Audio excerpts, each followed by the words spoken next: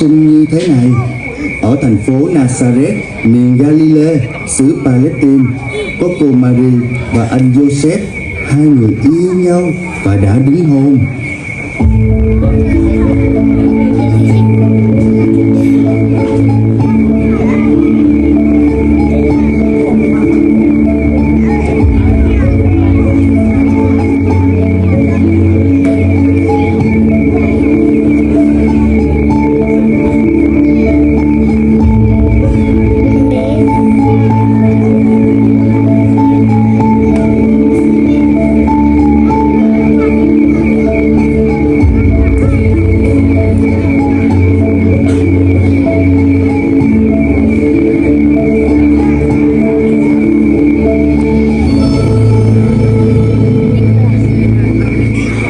Chào cô Mary, người được ơn, Chúa ở cùng cô. Sao lại chào mình như vậy? Cô đừng sợ, vì cô được ơn trước mặt Đức Chúa Trời. Cô sẽ có thai, sinh một con trai, hãy đặt tên là Giêsu. Con trai đó sẽ được tôn trọng, người ta sẽ gọi là con của Đấng Tối Cao. Chúa là Đức Chúa Trời sẽ ban cho Ngài ngôi vua David, tổ tiên Ngài. Ngài sẽ cai trị Israel mãi mãi, và nước Ngài sẽ không bao giờ chấm dứt. Sao chuyện đó có thể xảy ra được? Tôi còn chưa sống với người nam nào. Đức Thánh Linh sẽ giáng trên cô, và quyền năng của Đấng Tối Cao sẽ che phủ cô. Cho nên con trẻ sinh ra sẽ được gọi là Thánh, con Đức Chúa Trời. Không có việc gì mà Đức Chúa Trời không làm được. Tôi là tôi tớ của Chúa, xin điều đó xảy ra cho tôi như lời Ngài nói.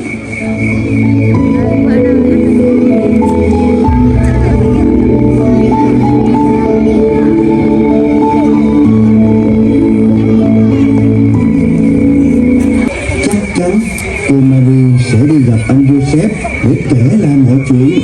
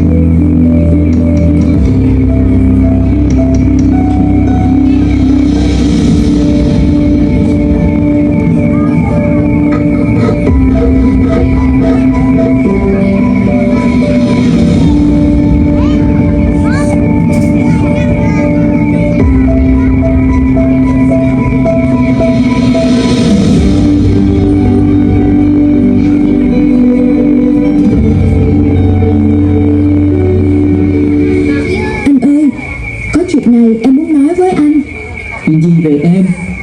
Khi em đang ở nhà, có một thiên sứ đến gặp em. Thiên sứ đến nhà em? Thiên sứ nói em sẽ có thai, sinh con trai, rồi đặt tên là Giêsu. Em có thai, em sinh con trai, rồi đặt tên là Giêsu. Vậy là sao? Thiên sứ nói em có thai là do Thánh Linh. Em bé sinh ra là con của Đấng Tối Cao. Đức Chúa Trời sẽ ban cho Ngài ngôi vua David. Anh là con cháu vua David, còn không biết gì mà thiên sứ lại đến gặp em. Còn nói em có thai, sinh con trai, đặt tên là Giêsu. Anh không hiểu. Thiên sứ nói với em chẳng có việc gì mà Đức Chúa Trời không làm được. Còn em thì sao? Em nói gì? Em nói em là tôi tớ của Chúa, xin điều đó xảy ra như lời Ngài nói. Em xin điều đó xảy ra. Em về đi. Anh nói vậy. Em về trước đi.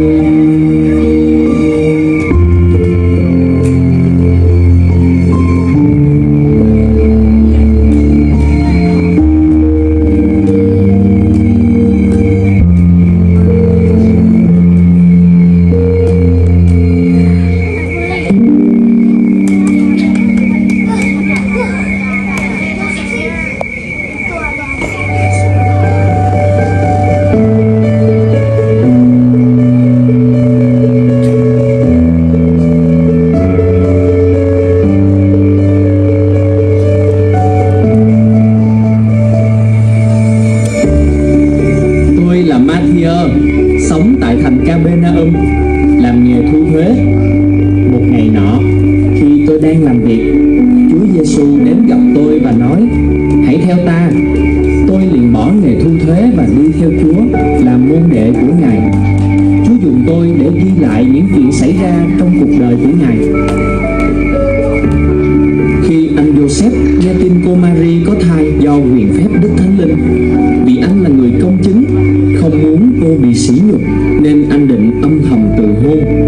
Trong khi suy tính, thiên sứ của Chúa hiện ra với anh trong giấc chim bao.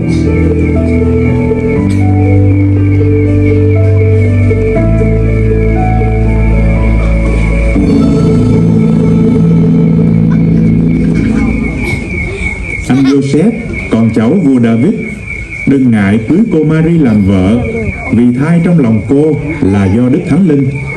Cô sẽ sinh một con trai, anh hãy đặt tên là Giêsu, vì Ngài sẽ cứu dân Ngài khỏi tội lỗi.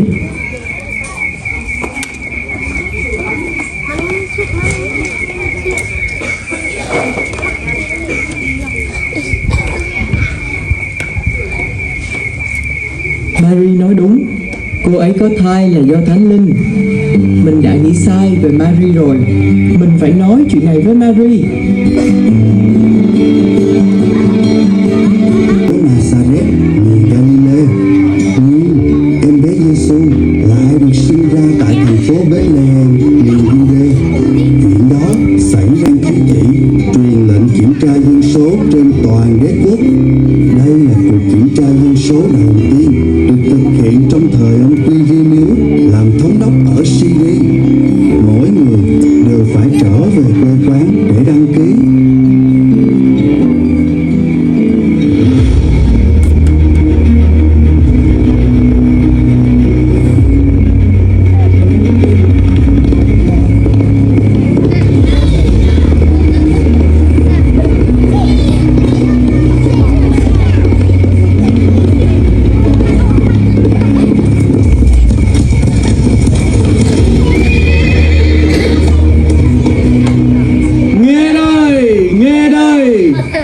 Caesar August ban chiếu chỉ kiểm tra dân số. Mọi người phải trở về quê quán để đăng ký tên mình vào sổ. Lệnh từ Caesar, hãy mau mau thi hành.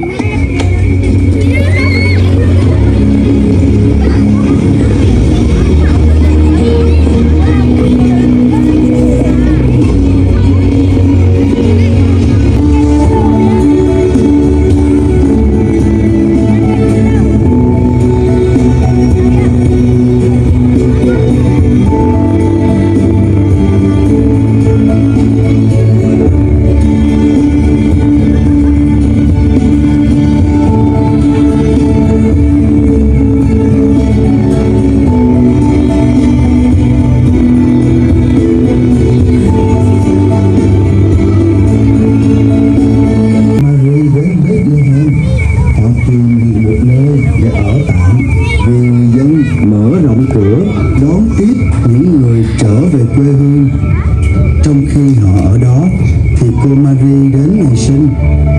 Cô sinh con trai đầu lòng, lấy khăn cuốn con và đặt nằm trong máng cỏ, vì nơi họ ở không đủ chỗ.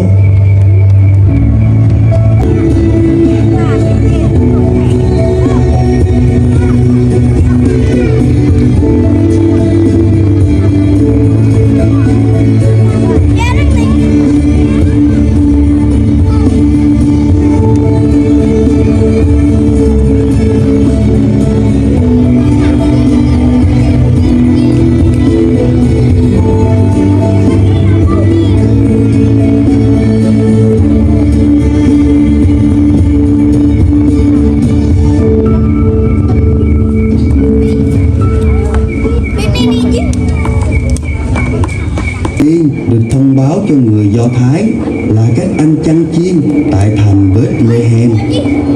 Trong đêm Chúa Giáng sinh, có các anh chăn chiên đang canh giữ bầy chiên ở ngoài đồng.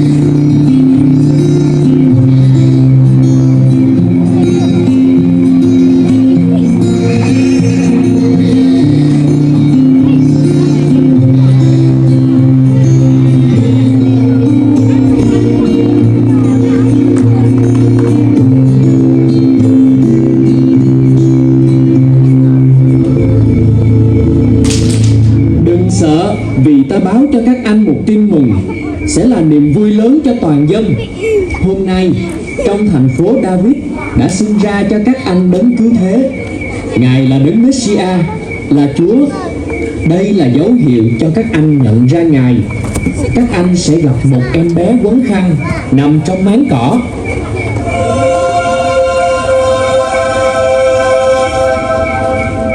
Vinh danh Chúa tận trời cao, bình an dưới đất cho người được ơn.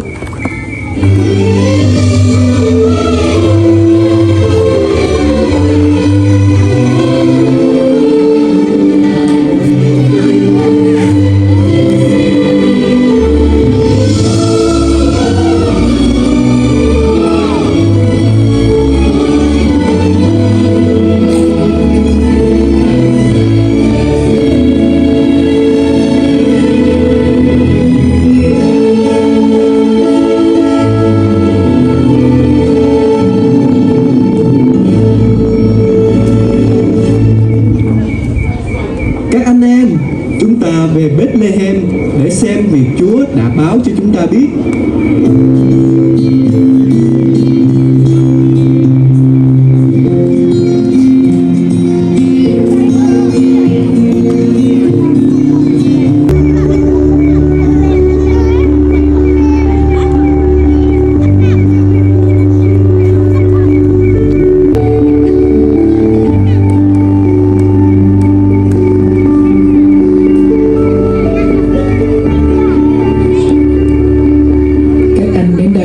Gì vậy? Chúng tôi đang canh giữ bài chiên trên cánh đồng ngoài thành Bethlehem. Thình lình có ánh sáng chói lòa, thiên sứ xuất hiện và báo cho chúng tôi tin mừng. Tin mừng đó là đấng cứu thế đã sinh ra trong thành phố Bethlehem. Ngài là đấng Messiah, là Chúa. Thiên sứ cũng cho chúng tôi biết dấu hiệu để nhận ra Ngài. Đó là một em bé quấn khăn nằm trong máng cỏ. Ở đây có em bé được quấn khăn nằm trong máng cỏ. Đúng là đấng cứu thế đã sinh ra cho chúng ta. Ngài chính là đấng Messiah, Ngài là Chúa của chúng ta. Các thiên binh đã hát: vinh danh Chúa tận trời cao, bình an dưới đất cho người được ơn. Tôn vinh Chúa, ca tụng Ngài. Chúng ta phải kể lại những điều mắt thấy, tai nghe cho mọi người biết.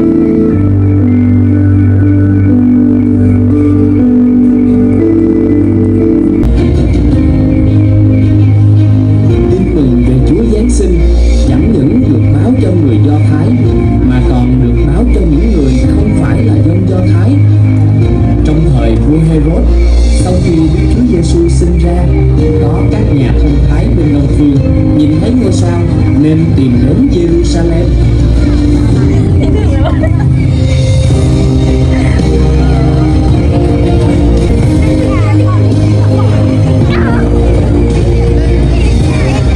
Dân Do Thái sinh ra ở đâu? Chúng tôi thấy ngôi sao báo hiệu Ngài đã ra đời nên muốn đến tôn thờ Ngài.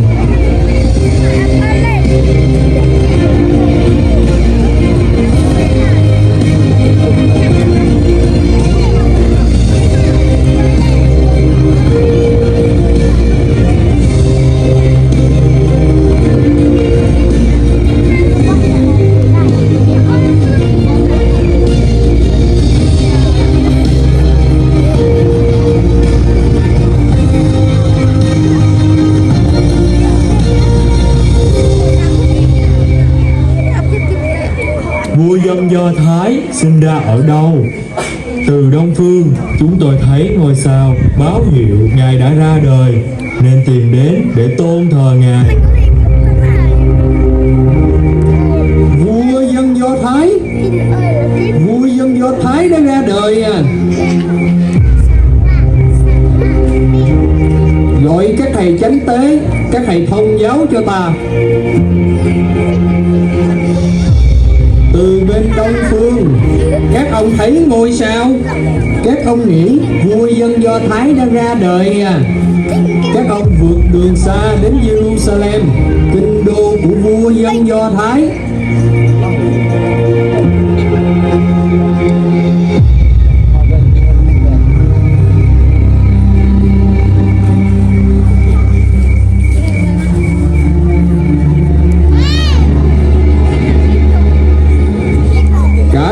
Jerusalem xôn xao về chuyện ngôi sao báo hiệu đấng Messia đã đến. Ta muốn biết nếu đấng Messia ra đời thì sinh ra ở đâu?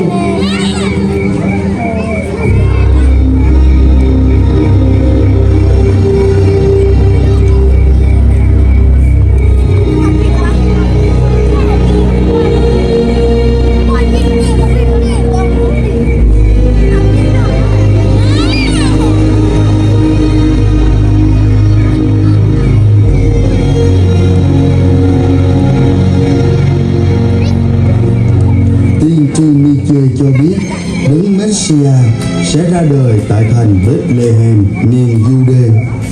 Đây là lời của tiên tri Miche. Còn ngươi hỡi Bethlehem, đất của chi tộc Juda, trong hàng lãnh đạo Juda, ngươi không nhỏ nhất đâu, vì từ nơi ngươi sẽ xuất hiện vị lãnh đạo, đấng sẽ lo chăn dắt Israel là dân của ta.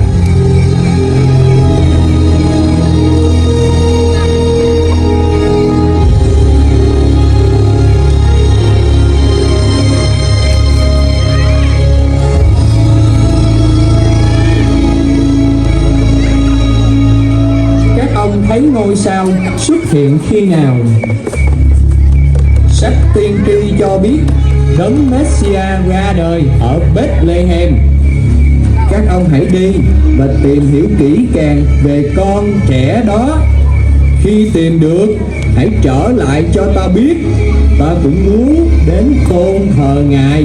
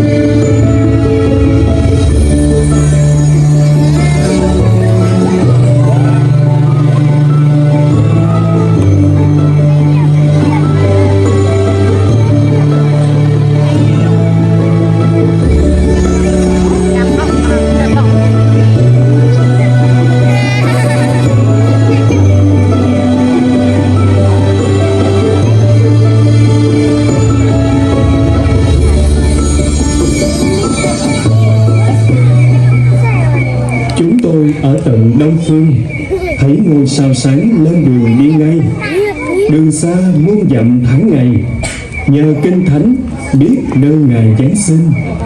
Lời tiên tri đã chứng minh Bethlehem chính nơi vua ra đời. Gặp được Ngài thật tuyệt vời, tôn thờ cứu Chúa thỏa lòng ước ao.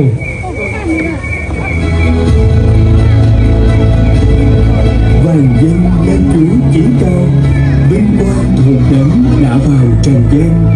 Sau này ngự trị ngai vàng, công bình chính trực cùng tình yêu thương.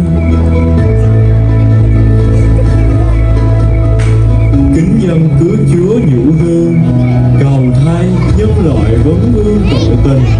Ngài là của lễ hy sinh, mở con đường đến với Cha trên trời. Còn đây một giường cho đời, chịu cơn khổ này thấy người trần gian. Từ ngôi cao ở thiên đàng, tình yêu dáng thể hân hoan tôn thờ.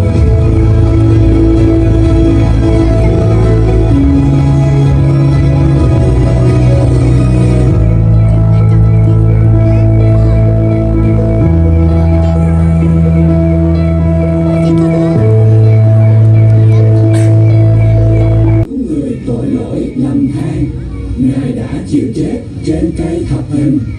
Lý do cứu Chúa giáng sinh chính là giải cứu chúng sinh ở đời. Hãy tin Ngài các bạn ơi, để được sự sống đời đời Chúa ban.